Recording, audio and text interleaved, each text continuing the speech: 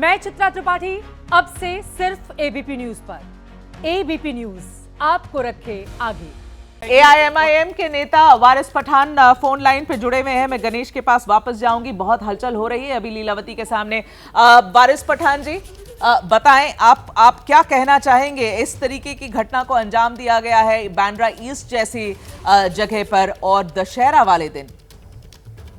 देखिए, ये बहुत दुखद घटना है और मेरे लिए खास तौर से एक पर्सनल लॉस है। मेरे उनके 35 साल के संबंध थे, मेरे सीनियर थे वो।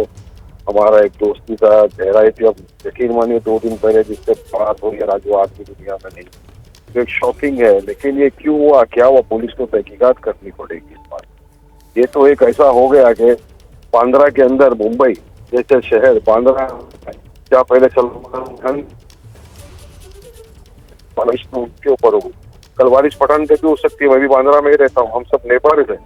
वो इंसान सत्ता में है जिसको सिक्योरिटी है, उसकी अगर जिंदगी की सेफ्टी नहीं कर सकती सरकार। और आज मुंबई में 2 रैली हो रही है, पुलिस बंदोबस्त टाइट है। एक उद्धव ठाकरे की रैली हो रही है, एक शिंदे साहब की रैली हो रही है। और इतने अगर कोई आके मार के जाता है तो सरासर सरकार का टोटल फेलियर है। ये सरकार लिपा पोती अब करेगी, उससे कुछ नहीं होगा। 2 लोगों को पकड़ा, इंक्वायरी करिए, जो भी है करिए। मतलब देखिए अब क्या हो रहा है, टोटल फेलियर। हमारा सेफ्टी क्या है, एक नेता की सेफ्टी नहीं, जो सत्ता में उसकी सेफ्टी नहीं है। तो मैं तो अपोजिशन में हूँ, मैं तो लोगों के लिए बोलता हूँ, लड़ता भिड़ता हूँ। तो हमारे को क्या होगा हमारे साथ। सरकार को स्टेप लेना चाहिए ना। देखिए अभी तो मैं रास्ते में मैं जा रहा हूँ हॉस्पिटल में, मेरे को तो मेरे घर पे फोन आ रहे डर गए जी। ऑफ कोर्स मैं समझ सकती हूँ जो आप सवाल उठा रहे हैं। जवाब बहुत लोग अब मांग रहे हैं सरकार से, होम मिनिस्ट्री से, कि ये कैसे हुआ, क्यों हुआ और इस चीज़ को अवॉइड किया जा सकता था। कुछ खबरें, जैसे सुप्रिया सूले जी भी अभी हम लोगों से बात कर रही थी, उन्होंने कहा कि 15 दिन पहले उन्हें धमकी दी गई थी और धमकी के बाद भी शायद उनकी सुरक्षा नहीं बढ़ाई गई और शायद इसी वजह से ये हुआ है।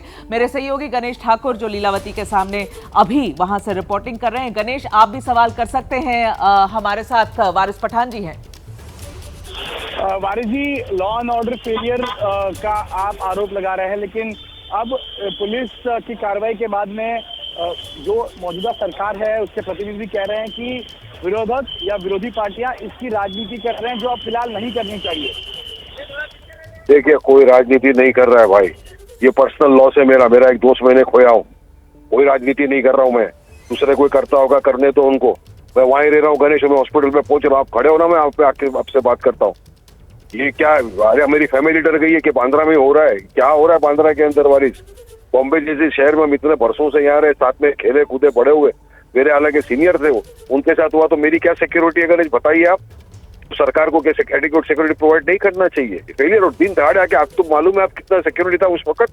2 जगह रैली चल रही थी ना मुंबई के अंदर, आज पूरा पुलिस बंदोबस्त था ना। कैसे मार के चले गए वारिस पठान जी? ऑफ कोर्स ये आरोप प्रत्यारोप तो हो ही रहे हैं और क्रोधित मत होइए इस पर। ये तो अब पॉलिटिक्स, जिस समय पे ये घटना हुई है, आपको पता है आप लोग ऑलरेडी इलेक्शन मोड पे चले गए हैं, तो ये तो होना ही है। अभी आप मैं समझिए कि हमें औपचारिक तरीके से बताया भी नहीं गया है अस्पताल के द्वारा कि क्या हालत है उनकी, लेकिन उसके पहले ही ये सारी राजनीति शुरू हो गई है, तो सवाल तो वाजिब है वारिस पठान जी। नहीं, मैं कोई राजनीति कर रहा होगा, करने दो, भाड़ में जाए। मैं कोई राजनीति नहीं कर रहा हूँ। मैं यहाँ पे एक नेता इसकी तरह नहीं, मैं मेरे एक दोस्त के लिए बात कर रहा हूँ। यकीनन मैं एमआईएम का नेता हूँ, प्रवक्ता हूँ, स्पोक्स पर्सन हूँ और माइनॉरिटी के लिए लड़ता भिड़ता हूँ। मुझे मालूम, वहीं रहता हूँ मैं। बाबा सिद्दीकी, सलमान खान, आमिर खान, शाहरुख खान सब एक ही नेबर है, हम लोग सब क्लोज डोर। बांद्रा के अंदर ही सब है। तो अब हमको तो सिक्योरिटी का डर हो गया। तो सरकार की क्या जवाबदारी नहीं बनती कि इस एरिया को प्रॉपरली से सिक्योर किया जाए? मुझे तो थ्रेट आते रहते हैं हमेशा, तो क्या करेंगे आप? लेकिन इस तरह से किसी को मार दिया जाएगा जो 2 दिन पहले आपसे बात कर रहा है, आज नहीं है दुनिया में, तो अब क्या जवाब देंगे? बताए, हमारी फैमिली डिस्टर्ब हो गई कि किस तरह क्या हो रहा है। ये बांद्रा जैसी जगह मुंबई के अंदर, इतना बांद्रा अच्छा एरिया बोला जाता है जी। क्या घर से बाहर निकलने को डर लग रहा है? तो फैमिली डर रही है। मैं बाहर हूँ, घर पे पहुंचा भी नहीं हूँ, मैं तो बाहर हूँ। बोले डैडी जल्दी घर आ जाओ। डर लग रहा है हमको पेंड्रा के अंदर ही सब हो रहा है। सलमान खान के घर पे गोली मार दिया, बाबा सिद्दीकी को रास्ते में मार दिया। वारिस भाई मेरी अगर आवाज आप मार देंगे तो फिर आप क्या बोलेंगे, पॉलिटिक्स हो रहा है? नहीं, बिल्कुल नहीं, बिल्कुल नहीं। गणेश पूछिए। वारिस भाई मैं ये आपसे जानना चाहता हूं कि अभी आप क्या चाहते हैं, विपक्ष की मांग क्या है, क्या विपक्ष चाहता है, किसका इस्तीफा मांगना चाहता है, क्या चाहता है कि विपक्ष सरकार करे और इसकी जवाबदेही किस तरह ठहराई जाए? गणेश, पहले तो सरकार को पूरी इंक्वायरी करनी पड़ेगी, जो 2 लड़के पकड़े उनसे कौन है, इसने पीछे किसने किया, क्यों किया, उसको जो भी है उसको तक पहले तो सजा मिले और उसके बाद सरकार सीरियसनेस दिखाए।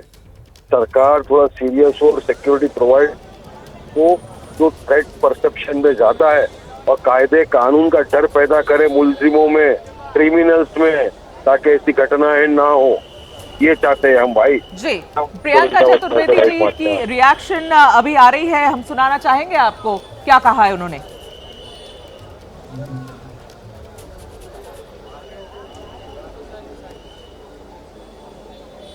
लेकर यहाँ बाबा सिद्दीकी जी जो पूर्व मंत्री रह चुके हैं, 3 टर्म एमएलए रह चुके हैं, जिनके पास वाइस सिक्योरिटी कैटेगरी की सुरक्षा थी, उनको दिन दहाड़े मुंबई में बांद्रा जैसे एरिया में उनको कॉन्ट्रैक्ट किलिंग के माध्यम से उनकी हत्या कर दी गई है। सवाल यही उठ रहे हैं कि आज मुंबई में कानून व्यवस्था कहाँ है? आज अगर एक सुरक्षित इंसान जो खुद एक नोन पर्सनैलिटी हैं, सोशल वर्कर रहे हैं, जिनके साथ वाइस कैटेगरी की सिक्योरिटी घूमती है, अगर उनके साथ इस तरीके की हत्या होती है तो प्रश्न चिन्ह उठता है कि आज आम जनता अपने आप को कितना सुरक्षित महसूस करती होगी। आज जो कॉन्ट्रैक्ट किलिंग जो 15 दिन पहले उन्होंने कहा था उनको धमकियां आ रही हैं, तो क्या ये इंटेलिजेंस फेलियर राज्य का नहीं है? वजह बस एक है, जो हमारे राज्य के मुख्यमंत्री हैं वो महाराष्ट्र को इतना लूटने में लगे हैं, इतना व्यस्त हैं कि वो सुरक्षा महाराष्ट्र को दे नहीं पा रहे हैं, महाराष्ट्र वासियों को नहीं दे पा रहे हैं। और हर दिन जो इलेक्शन पोस्टपोन हो रहा है, इलेक्शन का अनाउंसमेंट नहीं हो रहा है, मैं मानती हूँ कहीं ना कहीं उसमें भी ये पूरे कांड में हाथ है। दुर्भाग्यपूर्ण है। मैं उनके परिवार को अपना शोक जताना चाहूँगी। जीशान खुद एक एमएलए हैं और मैं उम्मीद करूँगी कि महाराष्ट्र में इस तरीके की सरकार जो ना जनता के हित में काम करती हो, ना जनहित की हो, या जन नीतियों के हिसाब से बनी हो, या जन विश्वास को लेकर बनी हो, उस सरकार को बिल्कुल नैतिक धर्म नहीं है एक दिन और सरकार में बने रहने का। समाजवादी पार्टी के नेता अबू आजमी फोन लाइन पर जुड़े हैं हमारे साथ। अबू आजमी जी, आपके दोस्त, आपके करीबी, जो आज इंसिडेंट हुआ है, बाबा सिद्दीकी जी की जान चली गई है, उनकी हत्या कर दी गई है, बहुत सवाल उठ रहे हैं, आपका क्या कहना है? देखिए, बाबा सिद्दीकी जैसा आदमी जिसका कोई झगड़ा लड़ाई नहीं है, बहुत ही फ्रेंडली आदमी, सबसे मिलजुल रहने वाला आदमी, एक पॉलिटिकल जो मिनिस्टर रह चुके, कई बार एमएलए है, ऐसे आदमी का मुंबई में मर्डर होना, मैं समझता हूँ कि ये बहुत ही दुख की बात है। और लॉ एंड ऑर्डर का मैं इसे फेलियर मानता हूँ। देखिए, अभी दो दिन पहले मुंबई शहर साउथ बॉम्बे में देश सिटी में एक मर्डर हो गया। इस तरह से मर्डर होगा और अब जो है जो कार्रवाई होना चाहिए सरकार की तरफ से, प्रशिक्षण की तरफ से, मैं समझता हूँ इसमें हमारा जो कानून है ढील है। अभी हमारे एक दोस्त का मर्डर हुआ था 1 साल पहले, मर्डर की सीसीटीवी में फोटो मिली, वो पकड़ा गया और वो बेल पे आके यहाँ घूम रहा है वापस, उसका कुछ बिगड़ा नहीं, कुछ नहीं हो रहा है। तो 20 से 10 साल तो मर्डर की केस चलेंगे और लोगों को इतना, ये अरब कंट्रीज में क्यों नहीं मर्डर होता, क्यों नहीं इस तरह की हरकतें होती? उसकी सरकारें टाइट है कि 6 महीने में 1 साल में मर्डर का फैसला करो, फांसी दे दो, ना तो कुछ हो ही नहीं रहा यहाँ। मैं समझता हूँ कि बिल्कुल इसमें कुछ अमेंडमेंट करने की जरूरत है। ये जो हमारा कानून है बिल्कुल ठीक, इंसान की जिंदगी इस बार मुक्ति है। और महाराष्ट्र, मुंबई जैसे शहर में जो सेफ शहर माना जाता है, उसमें अगर इस तरह के लॉ एंड ऑर्डर की सिचुएशन होगी, मैं समझता हूँ ये सरकार का फेलियर है। जी, अबू आजमी जी, 2 शूटर को पकड़ा गया है। मुख्यमंत्री का कहना है कि यह कॉन्ट्रैक्ट किलिंग लगती है। इनको लगता है कि किसी के इशारे पर यह सारी चीज को अंजाम दिया गया है, बाहर से लाया गया था शूटरों को। ये जानकारी अभी रिसेंट अब आई है, सारे न्यूज चैनल्स पर यही फ्लैश हो रहा है कि कॉन्ट्रैक्ट किलिंग लग रही है सरकार को, पुलिस को। अभी जो ताज़ा जानकारी आ रही है, मेरे सहयोगी गणेश हैं, वो लीलावती के बाहर हैं। बहुत सारे लोग लीलावती के बाहर हैं जो पार्टी के कार्यकर्ता हैं, जो उनके सपोर्टर्स हैं, जी जो हाँ, उनके जी हाँ, पूरा दोस्त इंतजाम है, हैं, पूरा। ये सारे लोग वहां पर हैं। गणेश हमारे साथ जुड़े हुए हैं। गणेश, आपसे बात करना चाहते हैं। अब आजमी साहब, आपसे ये जानना चाहूँगा मैं कि क्या बाबा सिद्दीकी से आपकी आखिरी बात या मुलाकात कब हुई थी? कभी क्या आपसे उन्होंने जिक्र किया था कि किस तरह का थ्रेट परसेप्शन है उनकी? जो स्विच किया था उन्होंने, उसके बाद से कुछ पॉलिटिकल राइवलरी थी या कुछ पर्सनल राइवलरी आपको लगती है इसके पीछे? नॉट एट ऑल, कभी नहीं, कभी उसकी कोई पॉलिटिकल राइवलरी नहीं है, कभी कोई दुश्मनी किसी से नहीं है। बाबा सिद्दीकी की बिल्कुल झूठ बात है ये। बाबा सिद्दीकी के किसी से कोई झगड़ा नहीं था, कुछ नहीं था। मैं जानता बहुत झगड़ा था वो, और पॉलिटिकल तो कोई झगड़ा किसी था ही नहीं, उसका कुछ नहीं। ये कोई कैंडिडेट जो कंटेक्ट किलर आए हैं, अब इनकी इंक्वायरी होगी तो सच्चाई सामने आएगी। लेकिन मैं समझता हूँ कि कानून में सख्ती होना चाहिए। तो लोगों को डर निकल चुका है, लोगों को डर निकल चुका है, कुछ नहीं है डर, कानून का डर नहीं किसी को। बिल्कुल बिल्कुल, ये सवाल पूछा जाएगा। पहले उन्हें थ्रेट आया था, लेटर आया था। गणेश, गो अहेड, आप पूछे। नहीं, मुझे नहीं मालूम कि उसको बाबा। मैं ये पूछ रहा था कि 15 दिन पहले उन्हें एक, हाँ, आप पूरी कीजिए अपनी बात। जी बोलिए। मेरा सवाल ये था कि 15 दिन पहले उन्हें एक थ्रेट परसेप्शन था, एक लेटर आया था, उस बारे में कोई जानकारी आपके पास, कुछ चर्चा हुई? क्योंकि आप सब लोग करीबी दोस्त थे, एक दूसरे से बातें होती रहती थी, तो क्या इस बारे में कुछ चर्चा हुई थी आपकी? नहीं, मुझे ये पता है कुछ उनकी सिक्योरिटी कुछ बढ़ाई गई थी, वो कुछ वाई कैटेगरी सिक्योरिटी मिली थी। लेकिन देखिए, सिक्योरिटी का मतलब क्या है? मारने वाले आदमी को कोई जानते ही नहीं है कि कौन आदमी आ रहा है, मेरी दुश्मनी किसी से नहीं है, कौन आदमी मुझे मारेगा मुझे मालूम नहीं। तो मैं कैसे आदमी अलर्ट रहेगा? ये उसका अच्छा, सिक्योरिटी के हाथ में बंदूक हमेशा ऐसे खुली तो खड़ी थोड़ी रहती है। आया, उससे मारा और पकड़ लिया गया, भाग के गया नहीं वो। लेकिन थ्रेट तो थी, कुछ थ्रेट थी, लेकिन कहाँ से थी ये नहीं मालूम मुझे, मेरी कुछ इस बारे में बात नहीं। जी, अबू आजमी जी, आप एबीपी से बात कर रहे हैं, सवाल आपने लिए हैं, लेकिन जो जानकारी अभी तक हमारे पास आ रही है अबू आजमी जी, उसके हिसाब से जो पुलिस को लग रहा है, जो मुंबई पुलिस को लग रहा है कि बिल्कुल एक साजिश के तहत इसको अंजाम दिया गया है, किलर्स को बाहर से लाया गया है, पूरी प्लानिंग हुई है।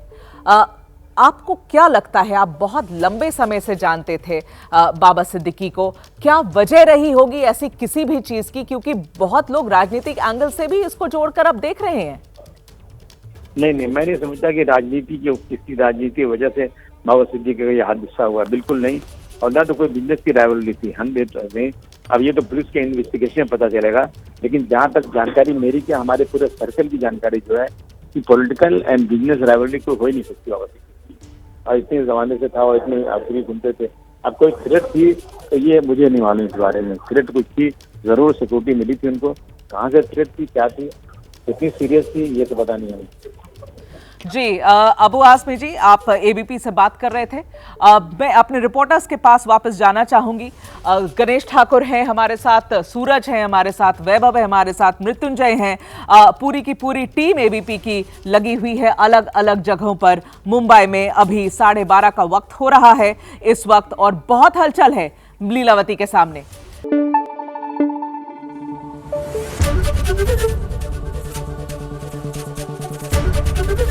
एबीपी न्यूज आपको रखे आगे।